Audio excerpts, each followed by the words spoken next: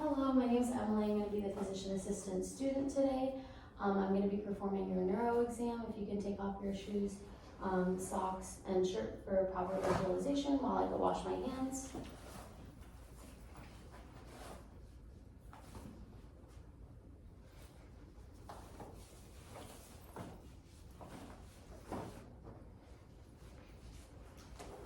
Okay, so I'm going to be performing your neuro exam. I would perform a mental status exam at this time. I'm going to start the exam with evaluating the cranial nerves. So first, if you can, I'm going to first test for nasal patency. So if you can put one finger over a nostril, breathe in and out, and the same with the other one. Next, I'm going to test cranial nerve 1, the olfactory nerve. So I'm going to have you close your eyes. I'm going to put a smell on one side, and you tell me what you smell. Cinnamon. Okay, and then on the other side, I'm going to put another smell. Coffee. Okay. And then, so that was cranial nerve 1. Cranial nerve 2 would be the optic nerve. So I'm going to test for visual acuity. If you can put this in front of you at arm's length, cover one eye and read the lowest line possible. LTFPH. And then you're going to do the same with the other arm. LTFPH. And then with both arms. LTFPH. Okay, perfect. And then I would do this with a Snellen chart from 20 feet away as well. Next, I'm going to do gross confrontation. So I'm going to be testing the peripheral senses. If you can put your arms like this and then put your fingers up as soon as you see me in your visual field.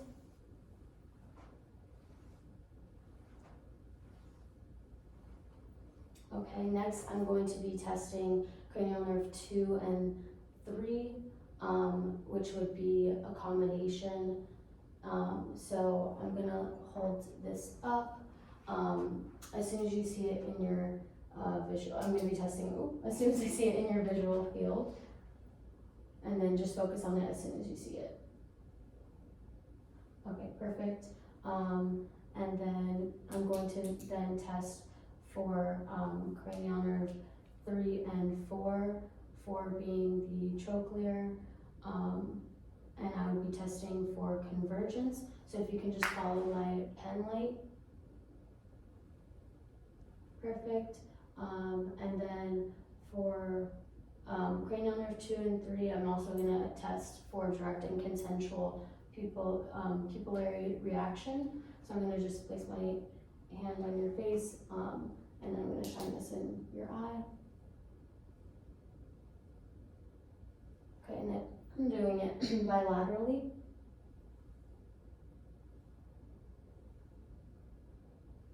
Okay, next I'm going to test cranial nerve 2, 3, 4, and 6. 6 is the abducens. I'm going to check for extraocular movement of the eyes, looking for any nystagmus. If you can just follow my pen light as I move it without turning your head.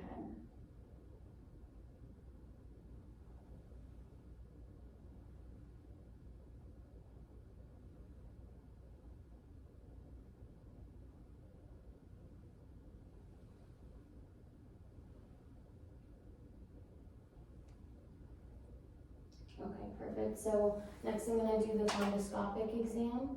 So I would dim the lights at this time. I'm going to keep them on just so that you can see what I'm doing. So I would dim the lights and place my finger on the diopter, adjust it as needed. I'm going to stand 4 feet away and shine the light at my patient to test for corneal light reflex. Then I would get closer, stand 15 feet away and 15 degrees from the midline. I would use my left hand to test for left eye. I would shine the light in her eye looking for red light reflex. Then I would follow the light, looking for the retinal arteries and veins. and the cup to disc ratio, and then if you can look at the light, I would be looking for the fovea and macula. Next, I will be testing cranial nerve 5 and 7. 5 would be the trigeminal nerve, 7 would be the facial nerve.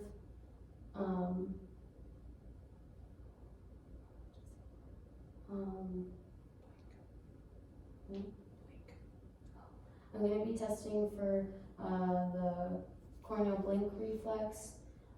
If you can just look at my finger over here, and I would test it this way, and then look at my finger over here, and I would test it this way. Next, I will test for cranial nerve 5. If you can just let me know if you feel any different sensations on either side of your face as I swipe, closing your eyes.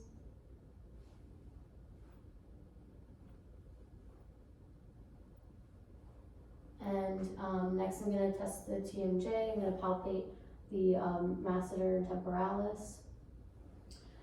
Next I'm going to test the cranial nerve 7. If you can close your eyes, and I'm going to try to pull them apart. Okay, and then if you can do the following facial expressions, raise your eyebrows, smile, and then puff your cheeks out, and then pucker your lips, and then whistle. Okay, and then for cranial nerve 8, the vestibulocochlear, I'm going to perform the whisper test. So I'm going to include one of your ears. I'm going to say a 2-syllable word, and you just repeat it back to me.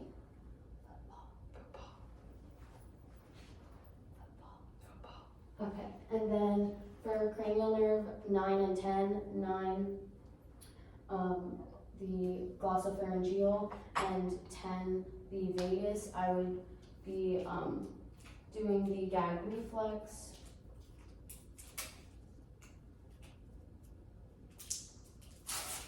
So I'm gonna have you open your mouth.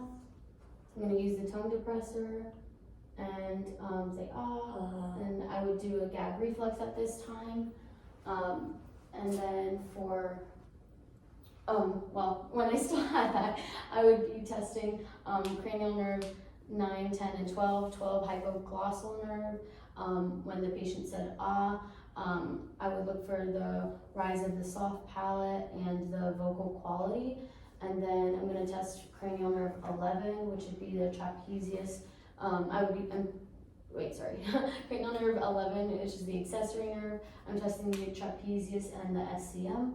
So I'm going to place my arms here. If you can just resist them, shrug your shoulders, and then resist on this side, resist on this side. Okay, perfect. And then for cranial nerve 12, if you can stick out your tongue and go left and right a couple times. So I'm looking for symmetry and the strength of the tongue and left and right movements.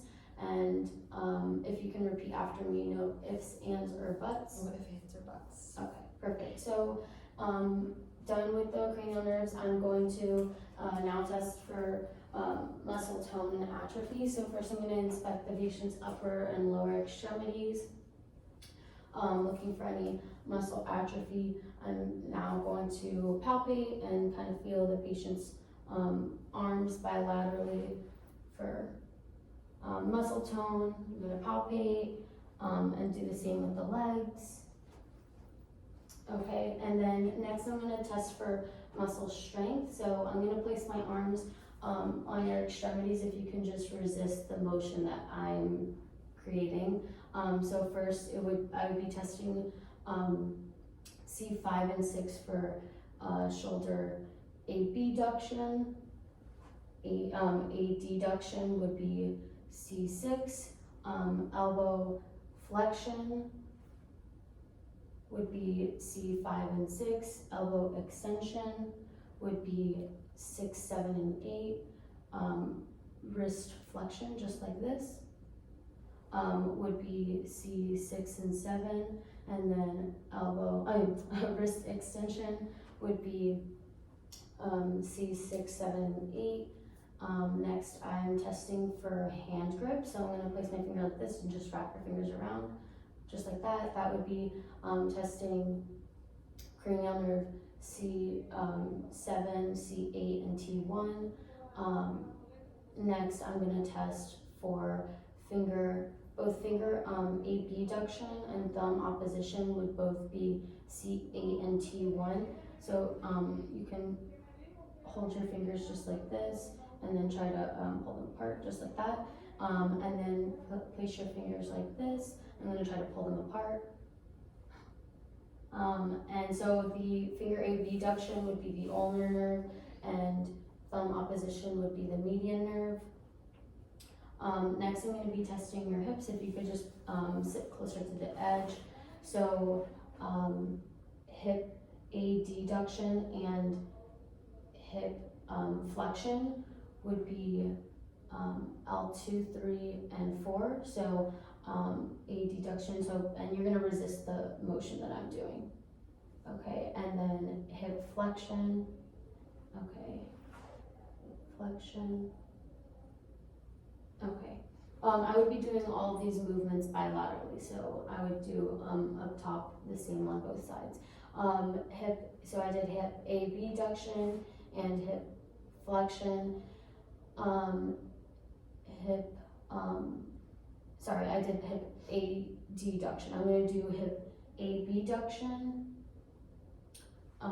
That would be L4, 5, and S1, and then hip extension would be L4 and 5, and then knee extension would be L2, 3, and 4. Knee flexion would be L4, L5, S1, and 2.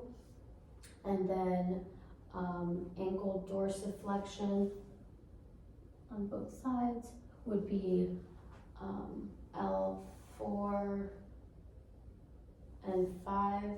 And then plantar flexion would be S1.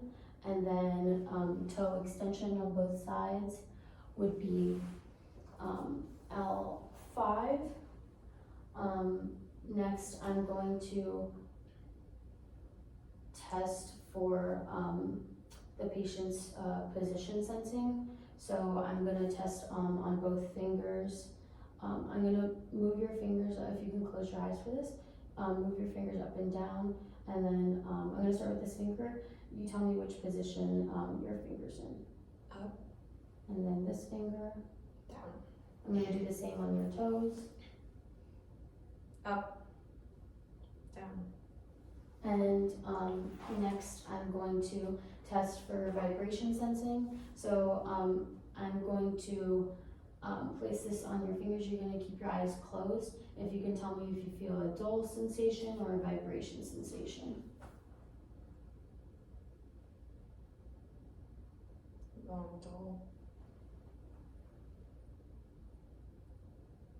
Dull.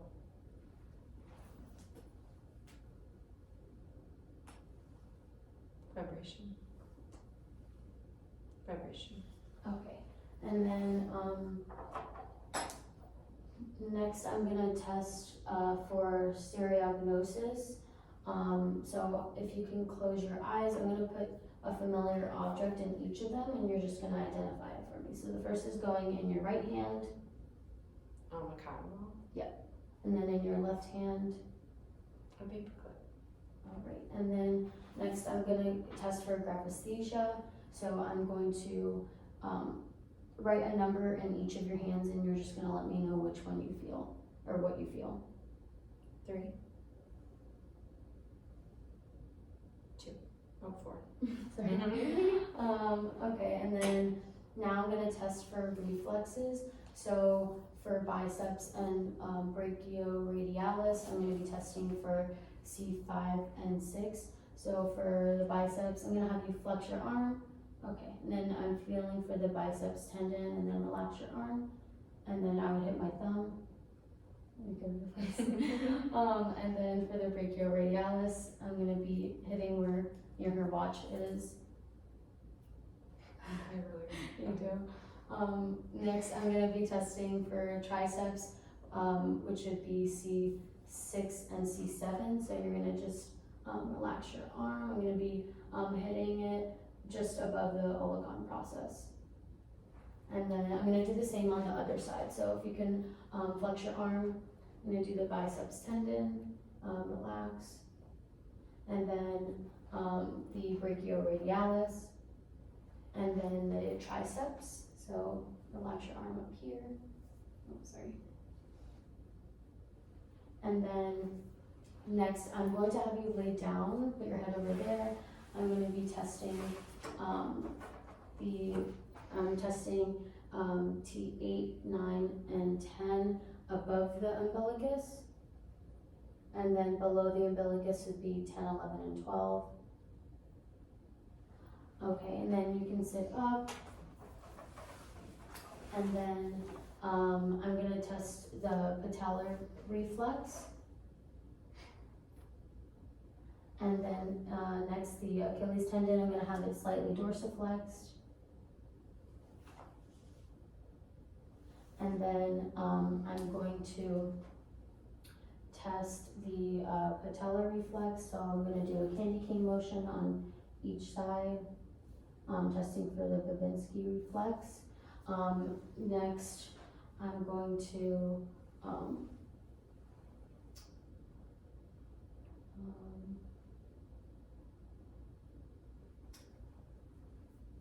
next I'm going to do the ankle clonus. I'm going to test that for either side.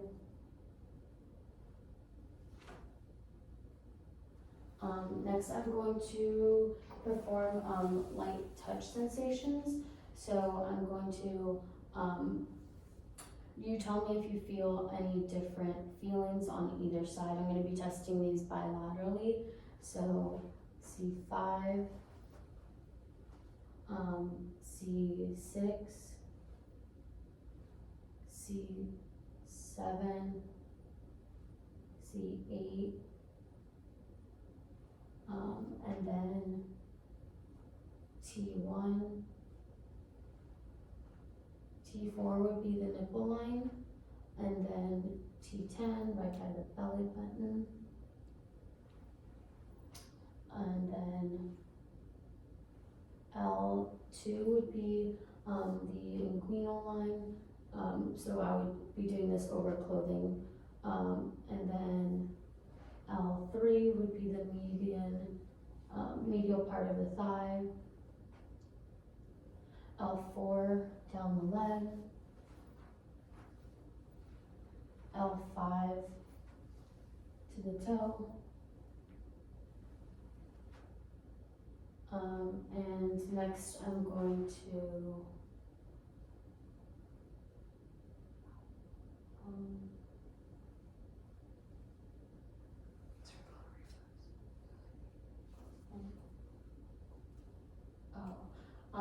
so next I'm gonna test if you can do quick opposition of your hands, and then tap my feet quickly.